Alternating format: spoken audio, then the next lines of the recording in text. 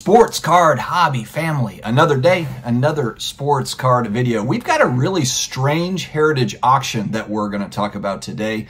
And there's another card that I think is just amazing, the price point where it is currently. And I want to talk through this. It's at Fanatics Collect currently. Stick around.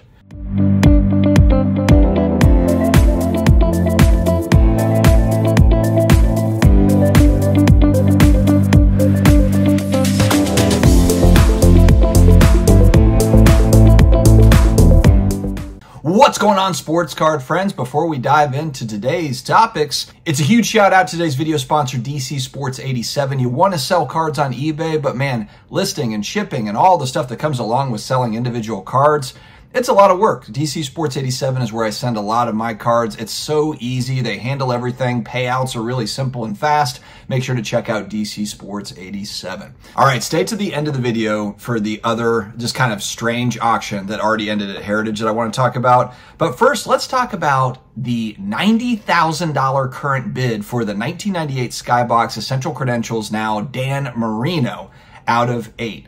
The thing that jumps out to me for this particular card, this is a six-figure card. It looks like it's going to be a six-figure sale for Dan Marino. Dan Marino. Now, don't get me wrong, Dan Marino was one hell of a quarterback. He was probably the most accomplished quarterback that never won a Super Bowl, but man, he was an absolute terror out there with the two Marks, Mark Duper and Mark Clayton. And I would say he has a pretty decent collector base among football card collectors. There's a lot of people that will spend money on Dan Marino cards. But this is at a whole different level. I mean, I was looking at, I think it was collect.com that reported on this, and it was looking at kind of like what was the last highest card ever for Dan Marino that sold, and I think it was like in the $27,000 to $30,000 range. This is a huge card, and I know it's out of 8, and I know that they don't pop up barely ever. So I do understand the scarcity behind this card. It's a PSA 7. It's marked here by Fanatics Collect. There are 2 graded higher, so it's not as if we're talking about, you know, it's numbered out of 8 and this is the highest graded version of it. It is just simply that we're only ever 8, and this falls into those 90s inserts, man, that everybody is after. Everybody is after. And the thing that I think, again, is interesting is the trickle-down effect to other players. Now, I understand, you know, you might have like set collectors that are collecting lower-level players, trying to collect as many as they can. And then you have big-name players like Kobe Bryant, for example, or whatever. But Dan Marino popped out to me especially, too, because football cards as a whole, and I know that we've seen some big, my buddy Drake bought a huge Essential Credentials Peyton Manning card. That was a huge card as well. Even with Peyton Manning, I can understand Peyton Manning versus Dan Marino. There is, I would say, a more deep collector base and just more money as a whole is being spent on Peyton Manning over the last few years than Dan Marino. There's some really sick, I mean, Dan Marino's got some great patch cards. My buddy Flippin' Steve is a huge Dan Marino guy. You know, there's some really nice, you know, patch auto cards from Marino that you can get in, you know, the $2,000 to $5,000 range, $4,000 range. You can get a really nice Marino patch autograph. You can even get a dual Dan Marino Peyton Manning auto, you know, type card, you know, in that range. And so I think this is really interesting because it's one thing to move to scarcity for a big time player, you know, like a Kobe Bryant. We've seen this happen, you know, over the last few years. But now it seems to be more and more of a trickle-down effect for some of these other players, people that just want to get into these types of sets, these types of cards. I've mentioned there's other channels as well, podcasts that have talked about, hey, look, we're not necessarily collecting players. We are collecting card sets. We're card collectors. And there's a huge obvious demand for these late 90s inserts and so forth. And there's a lot of people, and this is showing here, they're not necessarily just player collectors focused in on a player. They are deeply invested into Essential Credentials or PMGs or whatever, those late 90s numbered cards, low numbered type cards. It's really, really interesting because, again, I can understand when we're talking about the big name players, but now more and more of a trickle down effect, you know, for these types of players. This is going to be a massive sale at Fanatics Collect. All right, the next auction that I want to talk about, it kind of threw me a little bit when I read the details of this thing. And again, this was through collect.com, and it was the Iron Throne sold from the Game of Thrones TV show, the world famous Game of Thrones TV show. And this has become something, again, that's become more and more popular.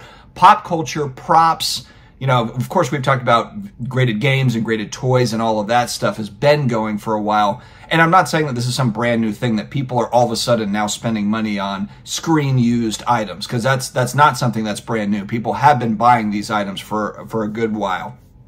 But the Iron Throne, I saw the sale. It sold for 1.5 million bucks through Heritage. And I was thinking like, damn, that's a really cool item. Assuming that that was the Iron Throne that they used in the show. That was something like, okay, this is the Iron Throne that was used in the TV show. It wasn't.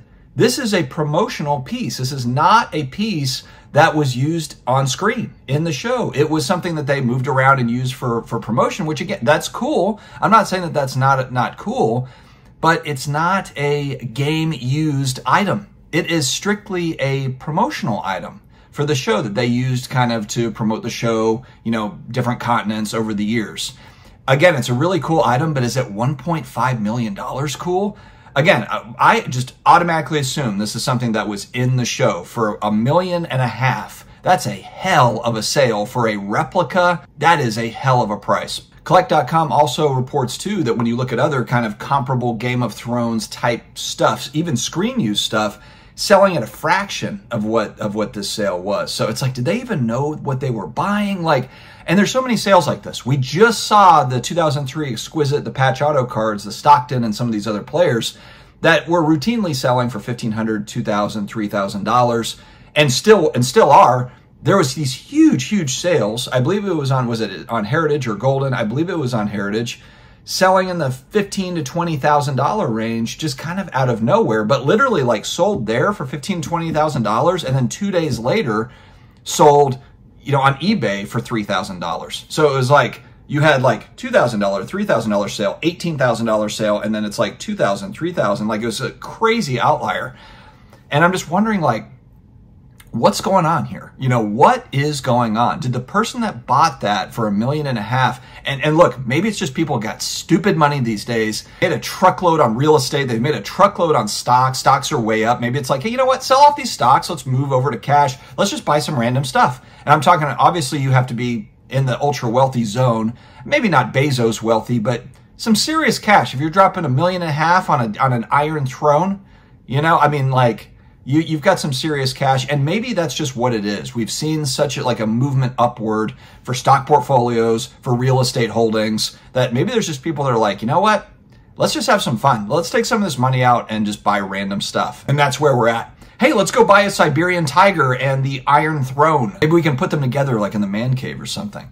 It's just wild to me. The sales are absolutely tremendous on the high end for not just sports cards like the Dan Marino card that we just talked about, but also for pop culture items, man. Just unbelievable sales. I've met with some of the folks over at Heritage, and they have some really interesting pop culture type stuff coming down the pike. So it's just like, man, is there enough money out there to always spring for these huge sales? And the answer seems to be yes. It seems to be that there is. So we'll have to see how it goes. Let me know what you think about this. $1.5 million for the Iron Throne replica, not the screen used one. What do you think about that? And then this Marino sale. What are your thoughts? And stay healthy, stay awesome, and I will talk to you again later.